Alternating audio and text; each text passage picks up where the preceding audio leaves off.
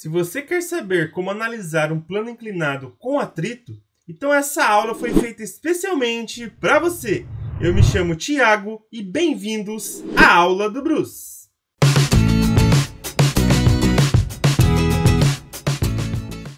Esta é a segunda aula sobre plano inclinado aqui no canal.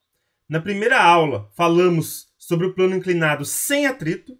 Na aula de hoje, vamos falar sobre o plano inclinado com atrito.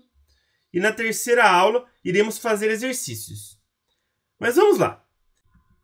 Então, aqui eu tenho um plano inclinado, certo? A inclinação dele aqui é um ângulo θ, certo? Pode ser 30 graus, 40 graus, por aí vai. Então, inclinação θ. Eu vou colocar uma caixa sobre esse plano inclinado e a gente vai analisar as forças sobre a caixa. No caso aqui, a gente tem força-peso sobre a caixa, né? Lembrando que a Terra atrai todos os corpos. E sempre o peso apontando aqui para o centro da Terra, apontando aqui para baixo. A gente tem a força normal. Por que força normal? Porque a caixa está sobre uma superfície e essa superfície empurra a caixa. Lembrando que a força normal sempre faz 90 graus com a superfície. Por isso que ela não está apontando aqui para cima, ela está aqui inclinada. Certo? Já que ela tem que fazer 90 graus aqui com essa superfície. E aí a gente tem a força de atrito. A gente não tinha força de atrito lá na primeira aula, mas agora aqui a gente está considerando o atrito. Lembrando, se eu estou considerando que essa caixa aqui vai escorregar para baixo, então o atrito aqui teria que estar para onde? Aqui para cima, né? Nesse sentido aqui, que eu marquei. Certo? Sempre contrário aí ao escorregamento. O atrito vai dificultar o escorregamento dessa caixa. Então, pessoal, o que a gente vai fazer? Primeira coisa, vamos decompor esse peso, assim como a gente fez lá na primeira aula. A gente vai ter uma componente aqui PY. Esse PY é uma componente aqui perpendicular ao plano inclinado. E a gente vai ter um PX, que é uma componente paralela ao plano inclinado. Certo? Às vezes você acha aqui como PN de peso normal e aqui PP de peso paralelo ou PT de peso tangente. Certo? Mas a ideia é que a gente vai decompor o peso em duas componentes aqui, certo? Para facilitar a nossa análise. Então é mais fácil decompor o peso do que decompor as outras forças. Então é isso que a gente vai fazer. Certo? Então vamos lá. Aqui, pessoal, vai ser um ângulo θ também. Por quê? Vou mostrar para vocês. Olha só. Se eu fechar esse triângulo aqui, aqui a gente tem um ângulo reto, aqui é θ, aqui seria o quê? 90 menos θ. Certo? Por exemplo, isso aqui é 30 graus, aqui seria 90 menos 30, seria 60. Somado com 90 dá os 180 graus que a gente tem que ter aqui somando os ângulos internos do triângulo. Então, se aqui é 90 menos θ, aqui tem que ser o quê? Tem que ser θ. Certo? Porque 90 menos θ mais θ dá 90, que é a soma desses dois ângulos. Então, aqui também é θ. Certo? Então, a gente começa por aí. Vamos lá. O que eu vou fazer? Eu vou pegar esse PX e vou desenhar ele aqui, ó, só para facilitar a nossa visão desse triângulo. Então, tem um triângulo aqui, um triângulo retângulo, né? Aqui tem um ângulo de 90 graus. A hipotenusa seria o vetor P, vetor peso. Aí a gente tem o cateto oposto, que seria o PX, e o cateto colado, que seria o PY. Certo? Vamos usar a trigonometria. Pessoal, se eu dividir o cateto oposto pela hipotenusa, ou seja, PX por P, tem que dar o quê? O seno do ângulo, né? Então tem que dar seno de θ. Aí o que eu vou fazer? Eu vou pegar esse P e passar multiplicando o seno de θ. Então vai ficar que PX é P vezes seno de θ. Ou seja, esse PX aqui, o módulo dele, pessoal, o valor numérico dele, é P vezes seno de θ. Ou seja, é o valor do peso vezes o seno desse ângulo. Vou fazer a mesma coisa agora com o PY. Ó, se eu dividir PY, que é, no caso, o cateto colado aqui, o cateto adjacente, pela hipotenusa, que é P, tem que dar o quê? Tem que dar o cosseno do ângulo. Certo? Igual vocês viram lá em trigonometria. Então, cateto colado pela hipotenusa dá o cosseno do ângulo. Vou pegar esse P e vou passar multiplicando. Então, vai ficar P vezes cosseno de θ é o PY. Ou seja, qual que é o módulo do PY? Aqui eu estou colocando módulo, pessoal, valor numérico. É o valor do peso vezes o cosseno do ângulo. Aí você vê lá qual ângulo que é. Certo? Então, a gente decompôs o peso aqui em duas componentes. Uma componente paralela ao plano, que é o nosso Px, que vale P vezes seno de θ. E uma componente perpendicular ao plano, que é o Py, que vale P vezes cosseno de θ. Certo? Olha que interessante, pessoal. Como não vai ter movimento aqui nessa direção, eu sei o quê? Que a normal cancela com o Py, que é o P cosseno de θ. Ou seja, elas têm o mesmo tamanho. Certo? Elas têm o mesmo tamanho, mesma direção em sentidos opostos. Dessa maneira, uma cancela com a outra. A normal que tem equilíbrio com esse P cosseno de θ. Ou seja, a normal tem o valor aí P cosseno de θ. Certo? Então, força normal, medida em Newton, né, no sistema internacional, vai ser igual ao peso, também medido em newtons, certo? Vezes o cosseno do ângulo. Esse ângulo aí é o ângulo de inclinação aqui do plano. Certo? Agora vamos pensar em outras situações. Olha só. Vamos imaginar que o corpo está em MRU, ou seja, movimento retilíneo uniforme. Então imagine que ele está descendo aqui, por exemplo, com velocidade constante. O que isso significa? A aceleração é zero. Ou seja, a resultante das forças tem que dar zero. Então, o P seno de θ, que no caso é nosso Px, tem que ser igual à força de atrito. Certo? Então, nesse caso, a força de atrito, se estiver em MRU, é igual a P vezes o seno do ângulo. Certo? Então, força de atrito em newtons é igual ao peso em newtons vezes o seno do ângulo. Esse ângulo é o ângulo de inclinação. Lembrando que eu estou considerando aqui que está descendo com velocidade constante, ou seja, está em MRU. E se eu considerar que o corpo está em repouso? Ou seja, se ele está em repouso, a aceleração é zero, e eu sei também que a resultante das forças tem que dar zero. Ou seja, normal cancelou aqui com Py, certo? Que é o P cosseno de θ, e a força de atrito cancela também com o Px, que é o P seno de θ. Então, força de atrito também é igual a P seno de θ. Certo? Então, força de atrito em newtons é igual a peso em newtons vezes o seno de θ. Aí, no caso, θ é o ângulo de inclinação. Agora, vamos considerar o seguinte. Pessoal, quando, no caso, o corpo estava em movimento, descendo lá com velocidade constante, a gente tinha o quê? Tinha um atrito dinâmico, ou cinético, que é aquele atrito que surge quando o corpo já está deslizando. Quando ele está em repouso, nesse caso aqui, a gente tem o atrito estático, que é aquele atrito que impede o movimento, que mantém o corpo em repouso. Certo? E esse atrito estático é variável.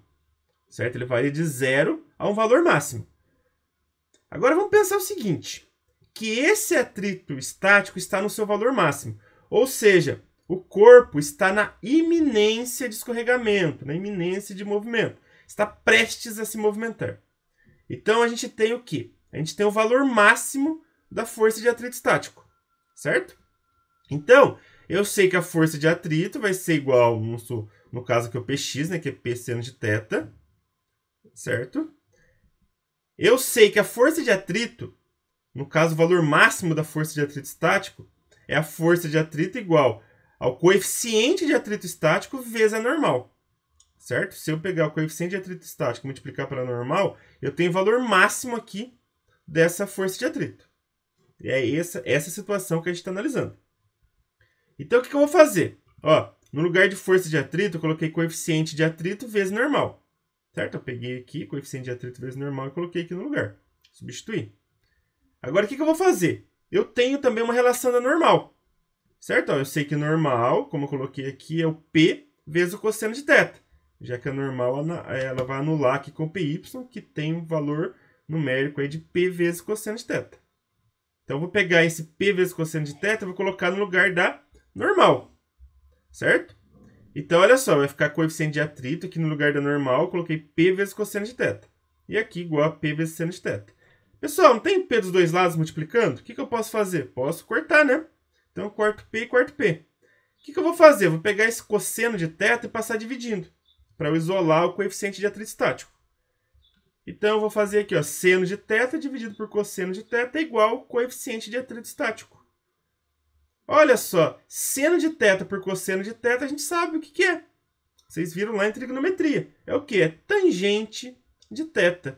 Ou seja, eu consigo obter o coeficiente de atrito estático dividindo seno de θ por cosseno de θ, que é a tangente de θ. Então, se eu sei o ângulo aqui e eu sei a tangente desse ângulo, automaticamente eu sei quanto que é o coeficiente de atrito estático. Então, se você pegar um plano inclinado e for inclinando ele cada vez mais, até que o objeto escorregue, na hora que ele escorregar, aí você sabe o ângulo, certo, que você utilizou, você calcula a tangente dele, você sabe o coeficiente de atrito estático. Certo? Então, o coeficiente de atrito estático, que é o nosso μe, isso aqui é uma letra grega, né? O μ, coeficiente de atrito estático é igual a tangente do ângulo aí. Qual ângulo? O ângulo de inclinação do plano. Pessoal, outras situações possíveis. No caso aí, quando a aceleração é diferente de zero. Por exemplo, se o corpo estiver descendo acelerado, ou seja, aumentando a sua velocidade, o que acontece? A gente tem aqui que esse px, que é o p seno de θ, é maior que a força de atrito. Então, a força resultante seria o px menos a força de atrito. Certo? Ah, se a gente tivesse o corpo descendo em movimento retardado, ou seja, diminuindo a velocidade, então a força de atrito teria que ser maior, né? Para a velocidade começar a diminuir, a força de atrito teria que ser maior que o px. Então, força de atrito menos o px, que é o p seno de θ, é igual à força resultante. Certo? Aí, se eu arremessasse essa caixa aqui, ela começasse a subir aqui, em movimento retardado. Aí, pessoal, você tem que pensar que o atrito está no mesmo sentido aqui que o px. Então, você teria que somar os dois aqui para achar a força resultante. Então, tem várias situações que podem ser cobradas. Depende aí do exercício que você vai fazer, da situação que você está analisando. Certo? Ah, eu posso colocar uma força de tração aqui também, puxando o corpo. Aí você tem que acrescentar na resultante a força de tração. E por aí vai. Então, tem várias situações possíveis. Certo? Na aula de exercício, vocês verão várias delas. Vamos lá, vamos fazer alguns exemplos aqui para a gente finalizar a aula. Primeiro exemplo. Um bloco de massa igual a 1 kg repousa em equilíbrio sobre um plano inclinado. Esse plano tem comprimento igual a 50 cm e alcança uma altura máxima em relação ao solo igual a 30 cm. Calcule o coeficiente de atrito entre o bloco e o plano inclinado. Então, pessoal, vou fazer o desenho aqui do plano inclinado. Certo? Ele tem um ângulo θ aqui, certo? Um ângulo qualquer. Tem aqui, no caso, um bloco sobre ele. E o que foi falado? Olha só, a gente sabe, pessoal, que o coeficiente de atrito, né, que é o que está pedindo, o coeficiente de atrito estático aqui que a gente vai calcular, é a tangente do ângulo. Então, se eu descobrir a tangente desse ângulo aqui, automaticamente eu descubro o coeficiente de atrito. Certo? Então, vamos lá. O que foi dado? Foi dada essa distância aqui do plano inclinado, né, o comprimento, que é de 50 centímetros. No caso, que seria a hipotenusa, né, pessoal? Porque aqui é um ângulo reto. Certo? Então, aqui é um ângulo reto, então aqui seria a hipotenusa. Foi dada a altura do plano inclinado, que é 30 centímetros. Aí vocês concordam comigo que se eu descobrir essa distância aqui e fizer 30, que é o cateto oposto, por esse valor que eu vou descobrir aqui, eu consigo achar a tangente do ângulo? Certo? Já que a tangente do ângulo é o cateto oposto sobre o cateto adjacente. E é isso que eu vou fazer. Eu vou descobrir primeiro esse valor aqui, que é fácil, né, pessoal? É um triângulo 3, 4, 5. Ou seja, pessoal, é o triângulo 3, 4, 5, triângulo pitagórico aí multiplicado por 10, né? Então, 30, 40, 50. Certo? Mas eu vou fazer o cálculo aqui, caso você não lembre disso na hora da prova aí. Pessoal, então, utilizando aqui o teorema de Pitágoras, o que a gente vai ter?